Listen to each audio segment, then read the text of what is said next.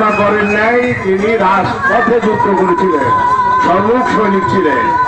আর একটা দল 1971 সালে বাংলাদেশের স্বাধীনতার বিপক্ষে কাজ করেছে এবং তারাও এখন বিপক্ষে কাজ করছে। আমি হিন্দু ভাইদের জানাই যে তারেক জিয়ার সরকার, বিএনপি সরকার সব সময় হিন্দুদের স্বার্থ রক্ষা করছে এবং ইনশাআল্লাহ তারেক জিয়া সাহেব সেই কাজ করবে।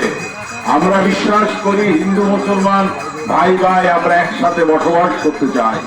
এখানে সম্প্রীতি কোনো বিরাভেদ থাকবে না, কোনো ধর্মীয় বিরাভেদ থাকবে না। এখানে আমরা সবাই সমান, যার যার ধর্ম সেই পালন করব। আমি পরিশেষে এটা বলতে চাই, যদি আপনারা আমাকে সংসদ সদস্য নির্বাচন করেন, আমি আপনাদের ওয়াদা করছি আপনাদের কোনো আচরণ লাগবে না। আপনাদের প্রতি কোনো অন্যায় অত্যাচার অবিচার যদি করে, ইনশাআল্লাহ আমরা দাঁত ভাঙা জবাব দেব। আমরা আপনাদের পাশে আছি, থাকবো সবসময়। যেহেতু অনুষ্ঠান, বক্তব্য বেশি দিব না, আপনারা আমাকে দোয়া করবেন।